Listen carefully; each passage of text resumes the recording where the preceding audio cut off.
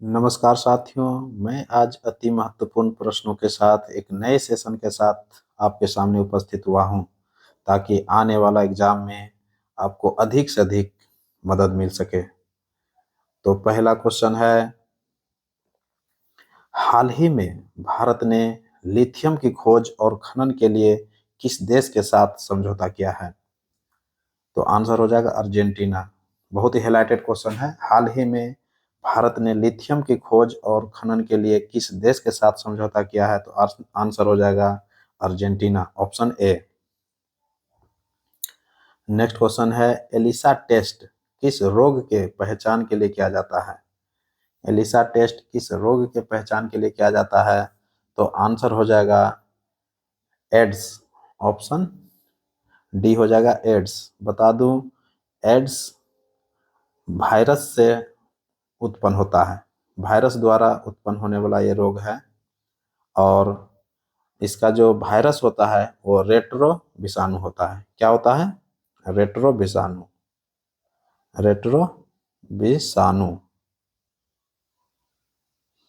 Next question है, 2G spectrum मुद्दे की 2G स्पेक्ट्रम मुद्दे की जांच करने के लिए बनाई गई संयुक्त संसदीय समिति में शामिल कौन है?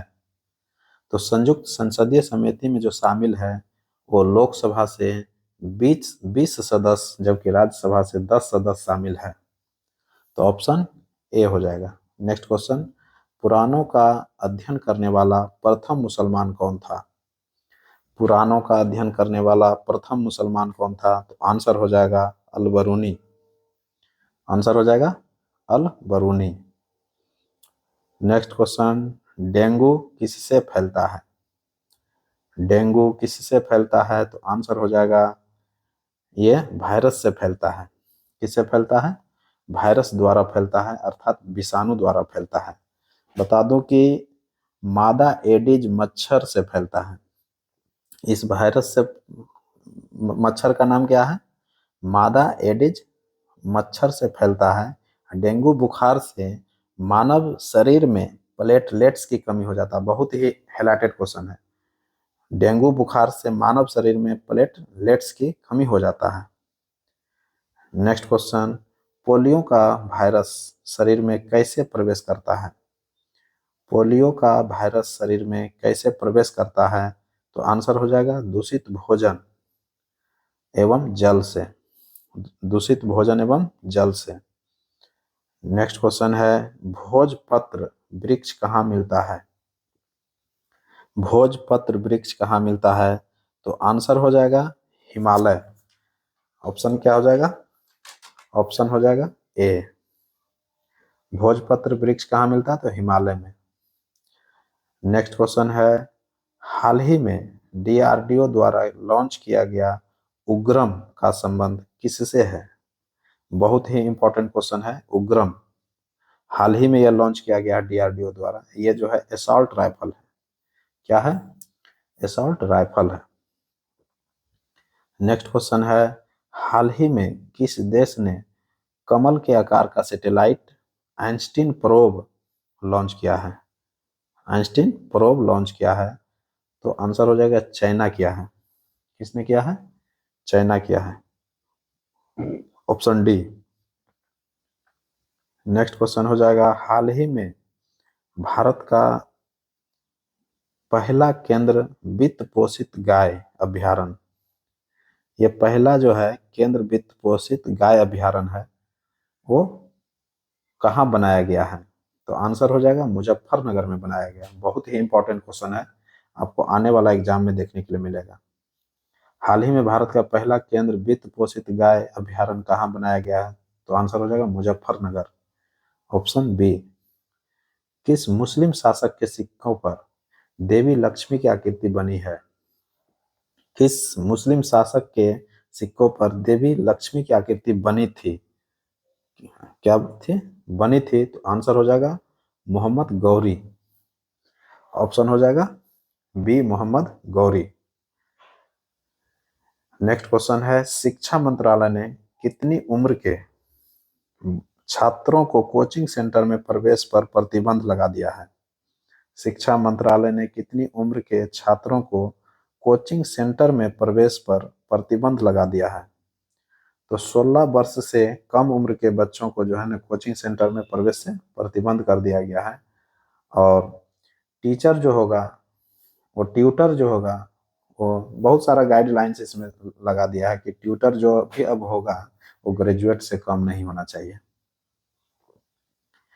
नेक्स्ट क्वेश्चन है, भारतीय वायुसेना के किस विमान का मलबा इसके गायब होने के 7 साल बाद जनवरी 2024 में बंगाल की खाड़ी में ढूंढा गया है?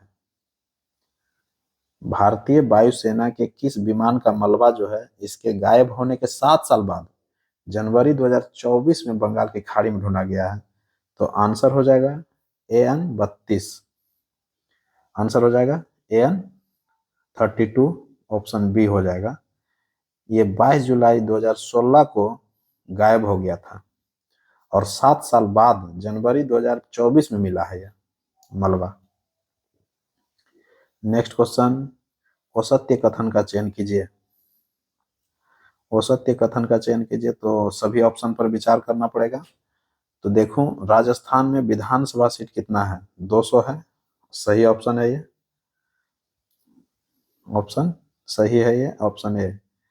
मध्य प्रदेश में विधानसभा सीट 230 है, ये भी ऑप्शन सही है, तो ये दोनों ऑप्शन सही हो गया। छत्तीसगढ़ में विधानसभा सीट 90 है, ये भी सही है, छत्तीसगढ़ में विधानसभा सीट 90 है।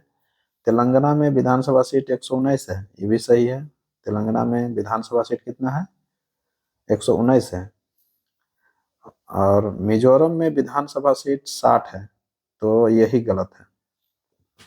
मिजोरम में विधानसभा सीट कितना है? वो 40 है। मिजोरम में कितना विधानसभा सीट? 40 है, तो ऑप्शन ए ही हो जाएगा, ई नंबर वो सत्य हो जाएगा। नेक्स्ट क्वेश्चन है, मेरा गांव मेरी धरोहर योजना किसने शुरू किया है? मेरा गांव मेरी धरोहर योजना किसने शुरू किया है? तो आंसर हो जाएगा संस्कृति मंत्रालय ने शुरू किया है। किसने किया है? संस्कृति मंत्रालय ने जुलाई 2023 में शुरू किया है। ये जुलाई 2023 में शुरू किया है मेरा गांव मेरी धरोहर योजना, संस्कृति मंत्रालय द्वारा जुलाई 2023 में शुरू किया है। नेक्स्ट क्वेश्चन है, फोर्ब्स की शक्तिशाली महिलाओं की सूची में 2023 में कितने भारतीय महिलाओं को शामिल किया गया है? फोर्ब्स की शक्तिशाली महिलाओं की सूची जो 2023 में प्रकाशित हुआ है, उसमें भारतीय महिलाओं को, कितने भारतीय महिलाओं को शामिल किया गया? तो आंसर हो जाएगा 4 भारतीय महिलाओं को शामिल किया गया है। बता दूं कि 4 भारतीय महिला जो हैं वो है निर्मला सीतारमन जो वित्त मंत्री है, रोशनी नाडर मल्होत्रा जो HCL कंपनी में काम करती है, और तीसरा है सोमा मंडल, और चौथा है किरण मजुमदार साव। बता दूं कि फोर्ब्स की शक्तिशाली महिला की सूची में जो है ये 4 महिलाएं भारतीय हैं, जबकि प्रथम स्थान पर जो है उर्सुला वान डेर लियन है, यूरोपीय आयोग की अध्यक्ष है वो, Ursula von der Leyen. Next question है, COP28 का आयोजन कहाँ हुआ? COP28 का आयोजन कहाँ हुआ? तो आंसर हो जाएगा दुबई में हुआ, ऑप्शन बी हो जाएगा, दुबई में हुआ। कहाँ हुआ? दुबई में हुआ। दुबई UAE की राजधानी है, संयुक्त अरब अमीरात की राजधानी है। और ये COP20 जो हुआ वो 30 नवंबर से 13 दिसंबर 2023 के बीच हुआ। 30 नवंबर 2023, 30 नवंबर से 13 दिसंबर 2023 के बीच हुआ। बता दूं कि अध्यक्ष जो थे वो सुल्तान अल जाबेर थे। COP28 का जो आयोजन हुआ था उसका अध्यक्ष कौन थे? सुल्तान अल जाबेर। बता दूं कि 2028 में संपन्न होने वाला जो COP33 जो होगा 28 में यानी 2028 में जो संपन्न होगा COP 23 बोल रहे हैं 33 होगा 33 होगा, तो उसके लिए मेजबानी का जो पेशकश जो किया है वो भारत द्वारा किया गया है। और पीएम मोदी ने COP 28 में यह बात रखा, COP 28 में यह बात रखा कि 2028 में जो COP 33 होगा उसका मेजबानी भारत के द्वारा किया जाएगा, ये प्रस्ताव रखा है। सभी देशवासी, जितना भी देश इसमें उपस्थित हुए थे, उन्होंने सभी जीवाश्म ईंधन से दूरी बनाने पर सहमत हुआ है।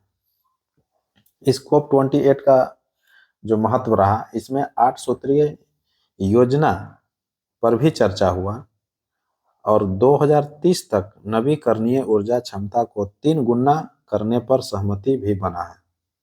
और COP 29 जो होगा वो कहाँ आयोजन होगा? वो बाकू में होगा, जो अजरबैजान में पड़ता है। कहाँ होगा? बाकू में, अजरबैजान में, नवंबर 2024 में होगा। नेक्स्ट क्वेश्चन है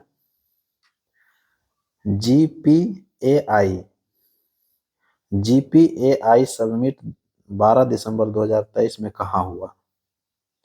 GPAI समिट 12 दिसंबर 2023 में कहाँ हुआ? तो आंसर हो जाएगा भारत में हुआ। कहाँ हुआ? भारत में हुआ, भारत मंडपम में। भारत के नई दिल्ली में जो है भारत मंडपम में यह आयोजन समिट हुआ। बता दूं GPAI जो है एक ग्लोबल पार्टनरशिप ऑन AI है। शुरुआत इसका जो हुआ था वो 15 जून 2020 को हुआ था। 15 संस्थापक सदस्य देश हैं, भारत भी इसमें शामिल था। वर्तमान में इसमें EU 28 देश है और यूरोपियन यूनियन है। नेक्स्ट क्वेश्चन है UNSC में अस्थायी सदस्य भारत कब अब तक कितने बार बना है? बहुत ही हाइलाइटेड क्वेश्चन। UNSC में अस्थायी सदस्य भारत अब तक कितने बार बना है? तो अब तक जो है 8 बार बना है। अब तक कितने बार बना है? अब तक 8 बार बन चुका है और 9वां बार के लिए दावेदारी भी पेश कर दिया है कि 2028 और 29 का जो अस्थायी सदस्यता होगा वो भारत को मिलनी चाहिए। तो बता दूं कि सबसे ज्यादा बार जो UNSC में अस्थायी सदस्य जो बनने का रिकॉर्ड है वो जापान के पास है। नेक्स्ट क्वेश्चन है पहली अमृत भारत एक्सप्रेस कहां से कहां तक चलाया गया? पहली अमृत भारत एक्सप्रेस कहां से कहां तक चलाया गया? तो आंसर हो जाएगा अयोध्या से दरभंगा। कहां हो जाएगा? अयोध्या से दरभंगा 30 दिसंबर 2023 को चला था, जिसमें 22 कोच लगे हुए थे। नेक्स्ट क्वेश्चन है, बता दो कि प्रधानमंत्री मोदी के द्वारा जो है ना ये हरी झंडी देकर के चलाया गया था पहली Amrit Bharat express. Next question है वर्ल्ड बैंक की migration and development brief report 2023 के अनुसार सर्वाधिक संप्रेषित धन किस देश ने प्राप्त किया है? बहुत ही इंपॉर्टेंट क्वेश्चन है। वर्ल्ड बैंक की migration and development brief report 2023 के अनुसार सर्वाधिक संप्रेषित धन जो है किस देश ने प्राप्त किया? संप्रेषित धन मतलब कि जो विदेश से जो धन कमाया है सबसे ज्यादा, वो कौन कमाया है? तो भारत कमाया है। फर्स्ट स्थान पर विदेशी धन कमाने में भारत है, जबकि दूसरे स्थान पर मैक्सिको है, जबकि तीसरे स्थान पर चाइना है। बता दूं कि 2023 में भारत जो है कुल विदेशी धन जो कमाया था वो 125 अरब डॉलर कमाया था। कितना का कमाया था?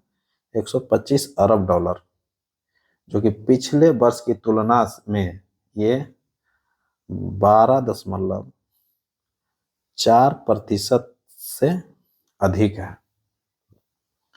पिछले वर्ष की तुलना में 2022 की तुलना में 2023 में कितना कम आया विदेशी धन? 125 अरब डॉलर, जो कि पिछले वर्ष की तुलना में 12.4% अधिक है। नेक्स्ट क्वेश्चन, दिसंबर 2023 के अंत में आरबीआई के पास कुल आरक्षित विदेशी मुद्रा कोष कितना है? बहुत ही हाईलाइटेड क्वेश्चन है। कुछ साल पहले ही यह क्वेश्चन पूछा था बीपीएससी में। दिसंबर 2023 के अंत में आरबीआई के पास कुल आरक्षित विदेशी मुद्रा कोष कितना है? तो बता दूं कि अभी जो विदेशी मुद्रा जो है आरक्षित जो है वो 620 अरब डॉलर है। कितना है? 620 अरब डॉलर आरक्षित है आरबीआई के पास। तूफान मिचोंग कहाँ आया था? ये तूफान मिचोंग जो है ये 2023 नवंबर दिसंबर में आया था और ये पूरे तबाही मचाया था। बंगाल के खाड़ी से आया था और आंध्र प्रदेश एवं तमिलनाडु को तबाही मचाया था। तो दिसंबर 2023 में यह मिचोंग तूफान आया था और इसका मिचोंग जो नामकरण किया गया था ये बर्मा के द्वारा किया गया था। म्यांमार बर्मा जो है उसी के द्वारा नामकरण किया गया था। नेक्स्ट क्वेश्चन है, भारतीय नौसेना ने अरब सागर में सोमालिया के समुद्री डाकुओं द्वारा हाईजैक किए गए जहाज को बचाने के लिए दिसंबर 2023 में एक अभियान चलाया था। तो वह कौन सा जहाज को बचाने के लिए अभियान चलाया था भारतीय नौसेना के द्वारा? तो एमवी रुयन। एमवी रुयन को बचाने के लिए भारतीय नौसेना ने अरब सागर में सोमालिया के डाकुओं से बचाने के लिए जो है ना ये अभियान चलाया गया था। तो एमवी रुयन जहाज था। नेक्स्ट क्वेश्चन है, चंद्रमा पर उतरने वाला विश्व का प्रथम व्यक्ति कौन है? बहुत ही इंपॉर्टेंट, चंद्रमा पर उतरने वाला विश्व का प्रथम व्यक्ति कौन है? तो आंसर हो जाएगा नील आर्मस्ट्रॉन्ग। बता दूं कि नील आर्मस्ट्रॉन्ग जो थे ये अमेरिका के थे और उतरा जो था ये अपोलो 11 से उतरा था। किस अंतरिक्ष यान से उतरा था ये सैटेलाइट का नाम था अपोलो 11 था और 20 जुलाई 1969 को ये उतरा था। 20 जुलाई 1969 को उतरा था। और द्वितीय व्यक्ति जो उतरने वाला चंद्रमा पर था वो एडमिन एल्ड्रिन था। कौन था? Admin Aldrin. नेक्स्ट क्वेश्चन है, यम के हाथी को किस नाम से जाना जाता है? यम के हाथी को किस नाम से जाना जाता है? तो आंसर हो जाएगा महापद्म। महापद्म। नेक्स्ट क्वेश्चन है, आर्य समाज की स्थापना किसने किया? आर्य समाज की स्थापना किसने किया? तो आंसर हो जाएगा दयानंद सरस्वती। दयानंद सरस्वती, इसका मूल नाम जो था, बचपन का नाम मूल शंकर था। जन्म जो हुआ था इनका टंकारा गुजरात में हुआ था। एक छोटा सा बस्ती था टंकारा गुजरात में, वहीं पर जन्म हुआ था। बता दूं कि 1875 में आर्य समाज की स्थापना किया था। 1875 में आर्य समाज की स्थापना किया था और दयानंद सरस्वती ने सत्यार्थ प्रकाश का भी लेखन किया था। सत्यार्थ प्रकाश एक बहुत ही इंपॉर्टेंट बुक था, उसका लेखक जो है ये दयानंद सरस्वती थे, जो 1874 में लिखा था और हिंदी भाषा में लिखा था। इन्होंने 2 नारे भी दिए थे, वेदों की ओर लौटो और भारत भारतीयों के लिए है। ये आर्य समाज का ही नारा था। नेक्स्ट क्वेश्चन है, ब्रह्म समाज की स्थापना किसने किया? ब्रह्म समाज की स्थापना किसने किया? तो राजा राम मोहन राय ने किया था। ऑप्शन ए, राजा राम मोहन राय। तो राजा राम मोहन राय के बारे में बताऊं तो इनका जन्म जो हुआ था वो 1774 में हुआ था। कब हुआ था? जन्म 1774 में हुआ था। राधानगर बंगाल में हुआ था। कहाँ हुआ था? राधानगर के बंगाल में हुआ था। बता दो कि 1828 में ब्रह्म समाज की स्थापना किया था और राजा राम मोहन राय को राजा की उपाधि जो दिया था वो अकबर द्वितीय ने दिया था। नेक्स्ट क्वेश्चन है, कौन सी पुस्तक विवेकानंद के द्वारा नहीं लिखा गया था? कौन सी पुस्तक विवेकानंद के द्वारा नहीं लिखा गया था? तो आंसर हो जाएगा, ऑप्शन देखना पड़ेगा। नहीं लिखने की बात आ गया, ज्ञान योग ये लिखा था, कर्म योग ये भी लिखा था, राजयोग ये भी लिखा था, lectures from Colombo to Almora ये भी लिखा था, कर्म भूमि ये नहीं लिखा था। तो ऑप्शन डी हो जाएगा। कौन सी पुस्तक विवेकानंद के द्वारा नहीं लिखा गया था? तो कर्म भूमि। कर्म भूमि प्रेमचंद ने लिखा था। किसने लिखा? प्रेमचंद। नेक्स्ट क्वेश्चन, किसने लोकतंत्र को मूर्खों का शासन कहा है? किसने लोकतंत्र को मूर्खों का शासन कहा है? तो आंसर हो जाएगा अरस्तु। कौन हो जाएगा? आंसर अरस्तु हो जाएगा। नेक्स्ट क्वेश्चन है, सुल्तानगंज सुल्तानगंज के निकट खोजी गई गौतम बुद्ध की विशाल प्रतिमा। सुल्तानगंज भागलपुर के निकट खोजी गई गौतम बुद्ध की विशाल प्रतिमा किस काल की बताई गई है? किस काल की बताई गई? तो आंसर हो जाएगा, इसमें हो जाएगा गुप्त काल। सुल्तानगंज भागलपुर के निकट खोजी गई गौतम बुद्ध की जो विशाल प्रतिमा है वो किस काल की बताई गई? तो गुप्त काल की बताई गई, ऑप्शन सी। नेक्स्ट क्वेश्चन हो जाएगा, दांत का मंदिर कहाँ है? बहुत ही हिलाइटेड क्वेश्चन, दांत का मंदिर कहाँ है? तो आंसर हो जाएगा श्रीलंका में है। श्रीलंका के कैंडी शहर में है। कहाँ है? कैंडी शहर में है। और दांत के मंदिर के बारे में बता दूं कि ये विश्व धरोहर सूची में भी शामिल है। बुद्ध का दांत का अवशेष है यहाँ पर। दांत का मंदिर में किसका अवशेष है? तो बुद्ध के दांत का अवशेष है। नेक्स्ट क्वेश्चन है, अष्टछाप के प्रधान कौन थे? अष्टछाप के प्रधान कौन थे? तो आंसर हो जाएगा सूरदास। आंसर हो जाएगा सूरदास। नेक्स्ट क्वेश्चन है, हैदराबाद रियासत को भारत का अभिन्न अंग किस ऑपरेशन के द्वारा बना लिया गया था? हैदराबाद रियासत को भारत का अभिन्न अंग किस ऑपरेशन के द्वारा बना लिया गया था? तो आंसर हो जाएगा ऑपरेशन पोलो। ऑपरेशन पोलो हो जाएगा। दूसरा ऑप्शन है ऑपरेशन कैटरपिलर, ये भी हो जाएगा।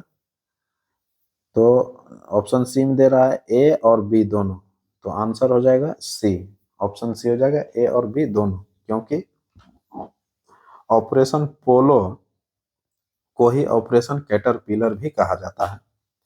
दोनों नाम एक ही है। नेक्स्ट क्वेश्चन है, कलिंग युद्ध किस नदी के किनारे पर हुआ था? कलिंग युद्ध जो लड़ा गया था किस नदी के किनारे?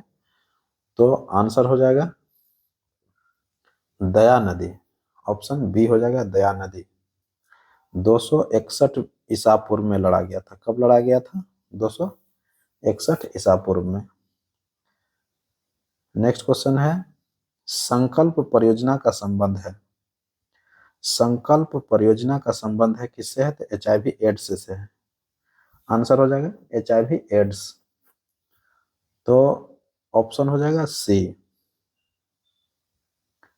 हाल ही में किस देश की सरकार ने, बहुत ही हाइलाइटेड क्वेश्चन, 22 जनवरी को अयोध्या राम दिवस घोषित कर दिया है? तो बहुत ही इंपॉर्टेंट, आने वाला एग्जाम में आपको देखने के लिए मिलेगा। ये आंसर हो जाएगा कनाडा। आंसर क्या हो जाएगा? कनाडा। नेक्स्ट क्वेश्चन है, किस वेद में सभा और समिति को प्रजापति की दो पुत्रियां कहा गया है? किस वेद में सभा और समिति को प्रजापति की दो पुत्रियां कहा गया है? तो आंसर हो जाएगा अथर्ववेद। आंसर हो जाएगा अथर्ववेद। ऑप्शन डी हो जाएगा अथर्ववेद। ब्रिटिश सरकार ने हाल ही में किसे नाइटहुड की उपाधि से सम्मानित किया गया है? बहुत ही हाइलाइटेड क्वेश्चन। ब्रिटिश सरकार ने किसे हाल ही में नाइटहुड की उपाधि से सम्मानित किया है? तो आंसर हो जाएगा डॉक्टर अमृतपाल सिंह को। ऑप्शन ए हो जाएगा डॉक्टर अमृतपाल सिंह। बता दूं कि हाल ही में जो है order of the British Empire, order of the British Empire से भी सम्मानित किया गया है किसको? रिडले स्कॉट को किया गया है। किसको किया गया है? रिडले स्कॉट को किया गया है। British of the order of the British Empire, order of the British Empire Ridley Scott, जबकि नाइटहुड के उपाधि से डॉक्टर अमृतपाल सिंह को। नेक्स्ट क्वेश्चन है 16वें वित्त आयोग का अध्यक्ष किसे बनाया गया है? 16वें वित्त आयोग का अध्यक्ष किसे बनाया गया है? तो आंसर हो जाएगा अरविंद पनगड़िया। आंसर हो जाएगा अरविंद पनगड़िया, जबकि सचिव कौन है? तो ऋत्विक रंजन पांडे है। नेक्स्ट क्वेश्चन है हाल ही में कौन सा देश ब्रिक्स प्लस की सदस्यता बनने से इनकार कर दिया है? हाल ही में कौन सा देश ब्रिक्स प्लस की सदस्यता बनने से इनकार कर दिया है? तो आंसर हो जाएगा अर्जेंटीना। ब्रिक्स प्लस की सदस्यता बनने से इनकार कर दिया अर्जेंटीना। बता दूं कि 2024 में 1 जनवरी को 5 नए सदस्य जो है ना जुड़ गया है। 5 नए सदस्य जुड़ा है। बता दूं कि वह कौन कौन सदस्य है? मिस्र है, इथोपिया है, ईरान है, सऊदी अरब है और संयुक्त अरब अमीरात है, यूएई।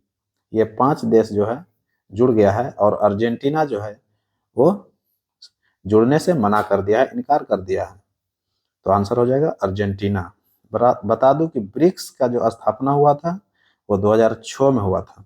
कब हुआ था? 2006 में हुआ था। उस समय जो सदस्य थे वो 5 सदस्य देश थे। अभी जो हो गया 2024 में कुल सदस्य देश 10 हो गया है। अभी कितने हो गए? 10 हो गया है। अर्जेंटीना अगर शामिल होता तो 11 हो जाता। तो अर्जेंटीना इनकार कर दिया है। नेक्स्ट क्वेश्चन, हाल ही में सबसे कम समय में एवरेस्ट बेस कैंप फतह करने वाली दुनिया की पहली महिला कौन बन गई है? हाल ही में सबसे कम समय में एवरेस्ट बेस कैंप फतह करने वाली दुनिया की पहली महिला कौन बन गई है? तो आंसर हो जाएगा सविता महतो। ऑप्शन बी हो जाएगा सविता महतो। बता दूं कि 64 घंटा में, मात्र 64 घंटा में यह फतह कर लिया है एवरेस्ट बेस कैंप को। नेक्स्ट क्वेश्चन है हाल ही में भारत ने किस खाड़ी देश के साथ पहली बार रुपये में तेल का भुगतान किया है? बहुत ही हाईलाइटेड क्वेश्चन है, आपको कोई न कोई एग्जाम में आपको देखने के लिए ही मिलेगा यह क्वेश्चन।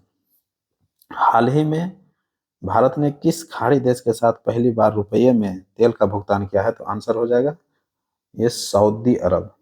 किसके साथ? सऊदी अरब के साथ। नेक्स्ट क्वेश्चन, हाल ही में तबला वादकों ने एक वर्ल्ड रिकॉर्ड अपने नाम किया है। इसका आयोजन कहाँ हुआ था? इसका आयोजन जो हुआ था वो ग्वालियर में हुआ था। बहुत ही हाईलाइटेड क्वेश्चन है दोस्तों, आप यह वीडियो देखें और आने वाला एग्जाम में आपको मदद जरूर मिलेगा। नेक्स्ट क्वेश्चन है राष्ट्रीय रेल संरक्षण कोष के तहत, राष्ट्रीय रेल संरक्षण कोष के तहत कितनी राशि का उपबंध किया गया है? तो आंसर हो जाएगा 1 लाख करोड़। ऑप्शन बी हो जाएगा 1 लाख करोड़ रुपए का उपबंध किया है। नेक्स्ट क्वेश्चन है पाकिस्तान के नेशनल असेंबली में चुनाव लड़ने वाली पहली हिंदू महिला कौन बन गई है? पाकिस्तान के नेशनल असेंबली में चुनाव लड़ने वाली पहली हिंदू महिला कौन बनी है? तो आंसर हो जाएगा doctor Sabira Prakash. Option A हो जाएगा डॉक्टर सबीरा प्रकाश। नेक्स्ट क्वेश्चन है वित्तीय वर्ष 2022-23 में भारत सरकार द्वारा कितने करोड़ रुपए का हथियार निर्यात किया है? बहुत ही हाईलाइटेड क्वेश्चन, वित्तीय वर्ष 2022-23 में भारत सरकार द्वारा कितने करोड़ रुपए का हथियार निर्यात किया है? तो आंसर हो जाएगा कितने रुपए का हथियार निर्यात किया है? तो 95,000 करोड़ का। ऑप्शन ए 95,000 करोड़ रुपए का जो है ना हथियार निर्यात किया है। नेक्स्ट क्वेश्चन है किसी भी राज्य के राज्यपाल के एडीसी के रूप में, किसी भी राज्य के राज्यपाल के एडीसी के रूप में नियुक्त होने वाली भारतीय सशस्त्र बल की पहली महिला अधिकारी कौन बन गई है? तो पहली महिला अधिकारी जो कौन बन गई है, तो आंसर हो जाएगा मनीषा पाढ़ी। आंसर हो जाएगा मनीषा पाढ़ी, ऑप्शन ए हो जाएगा मनीषा पाढ़ी। नेक्स्ट क्वेश्चन है, हिंद महासागर नौसेना संगोष्ठी 2023 का आयोजन कहाँ किया गया? हिंद महासागर नौसेना संगोष्ठी 2023 का आयोजन कहाँ किया गया? तो आंसर हो जाएगा बैंकॉक। 2023 का आयोजन कहाँ किया गया था? तो बैंकॉक, थाईलैंड की राजधानी बैंकॉक में किया गया था। ऑप्शन ए हो जाएगा। बता दूं कि हिंद महासागर नौसेना संगोष्ठी जो होता है ये प्रत्येक 2 वर्ष पर होता है, और पिछले साल जो हुआ था 2021 में वो फ्रांस में हुआ था। कहाँ हुआ था? फ्रांस में हुआ था पिछले बार। बता दूं कि हिंद महासागर नौसेना संगोष्ठी का जो आयोजन कब से हो रहा था? 2008 से हो रहा है। ये भारतीय नौसेना द्वारा प्रारंभ किया गया है। अब वर्तमान में इसका सदस्य देश जो है वो 24 है। वर्तमान में इसका सदस्य देश कितने हैं? 24 है। नेक्स्ट क्वेश्चन है, मेजर ध्यानचंद खेल रत्न पुरस्कार 2023 किसे नवाजा गया है? मेजर ध्यानचंद खेल रत्न पुरस्कार 2023 से किसे नवाजा गया है? तो आंसर हो जाएगा चिराग चंद्रशेखरन शेट्टी। चिराग चंद्रशेखरन शेट्टी, ऑप्शन ए हो जाएगा। रंकी रेड्डी सात्विक साई राज, ये भी हो जाएगा ऑप्शन 2, उपयुक्त दोनों, यानी कि ऑप्शन सी हो जाएगा। क्या हो जाएगा? ऑप्शन सी, दोनों हो जाएगा। चिराग चंद्रशेखरन शेट्टी एवं रंकी रेड्डी सात्विक साई राज, ये दोनों जो है बैडमिंटन खिलाड़ी हैं। ये दोनों क्या है? बैडमिंटन खिलाड़ी है। नेक्स्ट क्वेश्चन है, लीफ इरेक्शन लूनर पुरस्कार, लीफ इरेक्शन लूनर पुरस्कार 2023 किसे प्रदान किया गया है? लीफ इरेक्शन लूनर पुरस्कार 2023 जो है ये इसरो को दिया गया है। किसको दिया गया है? इसरो के द्वारा दिया गया है। बता दो कि ये हिसाबिक, इसके द्वारा जो है हिसाबिक संग्रहालय के द्वारा 2015 में इसका घोषणा किया गया था।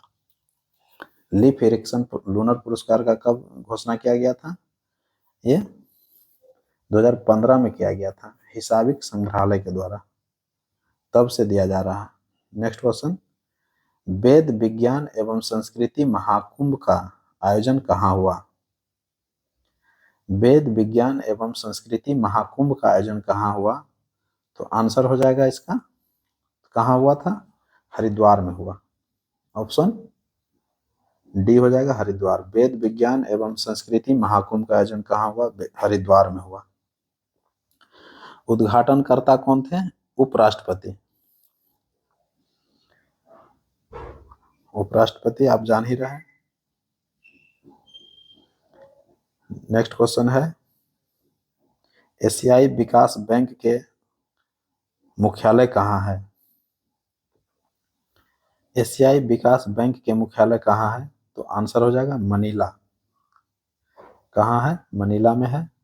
बता दूं कि मनीला जो है फिलीपींस की राजधानी है। मनीला कहाँ है? फिलीपींस की राजधानी है। गठन जो हुआ था एशियाई विकास बैंक का वो 1966 में हुआ था, और इसका उद्देश्य जो था एशियाई आर्थिक विकास का सुदृढ़ीकरण करना था। एशियाई आर्थिक विकास का सुदृढ़ीकरण करना था, और इसमें भारत का जो शेयर है वो 6.3% का शेयर है। कितने परसेंट है? 6.3% का शेयर है। नेक्स्ट क्वेश्चन है, हाल ही में किस देश ने ओपेक की सदस्यता छोड़ने की घोषणा कर दिया है? बहुत ही हाईलाइटेड क्वेश्चन। हाल ही में किस देश ने ओपेक की सदस्यता छोड़ने की घोषणा कर दिया है? तो आंसर हो जाएगा अंगोला। आंसर हो जाएगा Angola, option D. Next question है, हाल ही में खबरों में रहा बिलारिका ज्वालामुखी किस देश में स्थित है? हाल ही में खबरों में रहा बिलारिका ज्वालामुखी किस देश में स्थित है? तो आंसर हो जाएगा चिली। ऑप्शन ए हो जाएगा चिली। बता दूं, चिली आटाकामा मरुस्थल रेंज में ही यह ज्वालामुखी स्थित है। यह ज्वालामुखी कहाँ है? अटाकामा मरुस्थल रेंज में स्थित है। बिलारिका ज्वालामुखी को शैतान का घर भी कहा जाता है। बहुत ही हाइलाइटेड क्वेश्चन, शैतान का घर भी कहा जाता है बिलारिका ज्वालामुखी को। ये अटाकामा रेंज में, अटाकामा मरुस्थल में पड़ता है ये। नेक्स्ट क्वेश्चन, हाल ही में किस देश में तमिल कवि तिरुवल्लुवर की प्रतिमा स्थापित की गई है?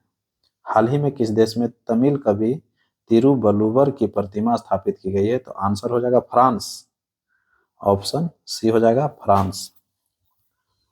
नेक्स्ट क्वेश्चन, राष्ट्रीय गणित दिवस 22 दिसंबर को प्रत्येक वर्ष किनके जन्मदिन पर मनाया जाता है? तो बता दूं कि श्रीनिवास रामानुजन, ऑप्शन ए हो जाएगा श्रीनिवास रामानुजन के जन्मदिन पर प्रत्येक वर्ष जो है ये राष्ट्रीय गणित दिवस के रूप में मनाया जाता है।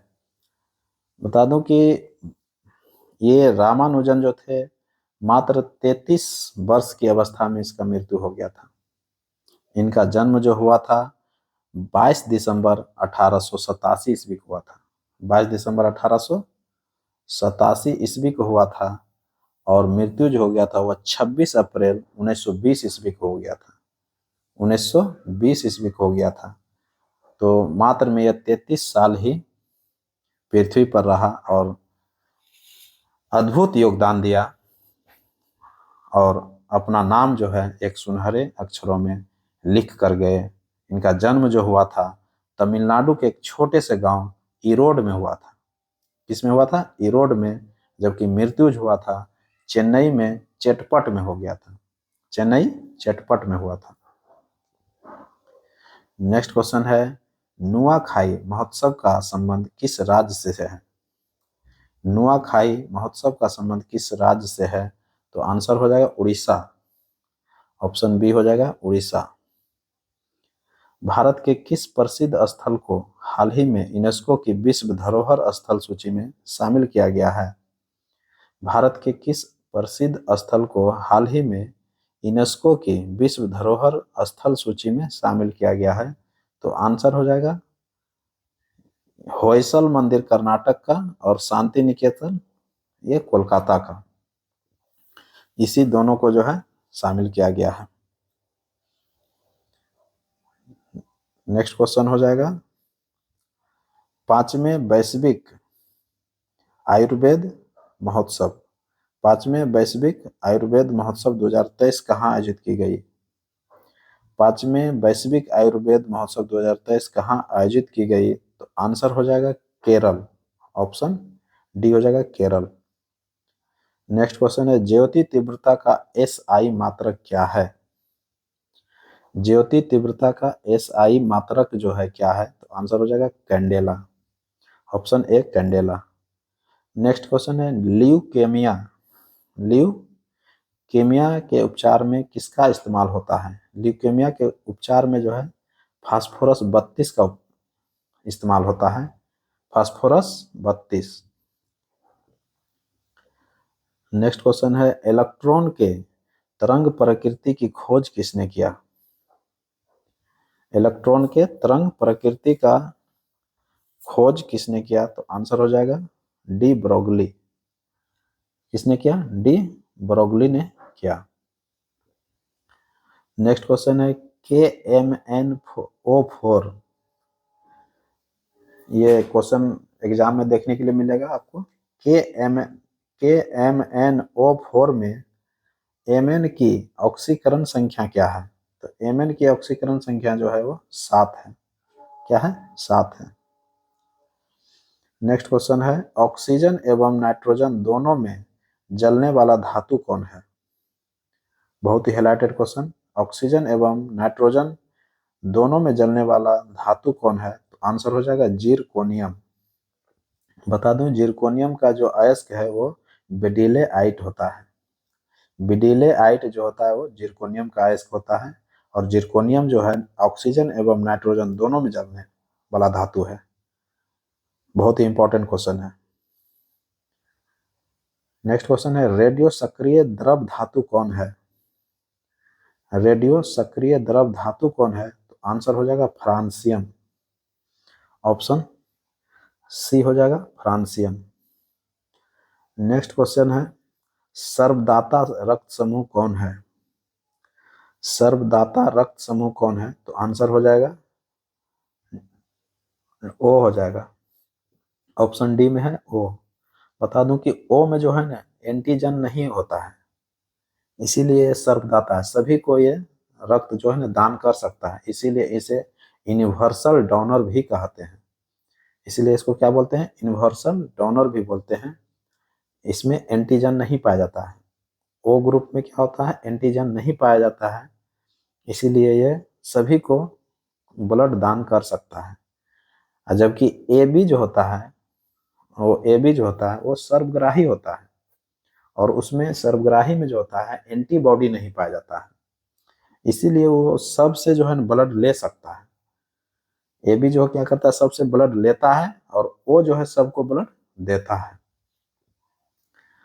तो इसमें डिफरेंस क्या है कि जो वो जो है सबको देता है, वो लेने का जो काम करेगा सिर्फ ओ ग्रुप से ही ले सकता है ये। और ए बी जो है वो क्या करता है? ये तो लेने का काम करता है सिर्फ, लेकिन जब देने की बारी आएगा तो सिर्फ ए बी को ही देगा ये। तो बहुत इंपॉर्टेंट क्वेश्चन है, इसका ध्यान रखें ताकि आने वाला एग्जाम में आपको कंफ्यूजन ना हो। नेक्स्ट क्वेश्चन है घाव भरने में सहायता कौन करता है? बहुत ही हाईलाइटेड क्वेश्चन। घाव भरने में सहायता कौन करता है? तो आंसर हो जाएगा लसिका। क्या हो जाएगा? लसिका। नेक्स्ट क्वेश्चन है मूत्र का रंग हल्का पीला किसके कारण से होता है? मूत्र का रंग हल्का पीला किसके कारण से होता है? तो आंसर हो जाएगा यूरोक्रोम। बता दूं यूरोक्रोम जो है हीमोग्लोबिन के विखंडन से बनता है। बहुत ही हाईलाइटेड।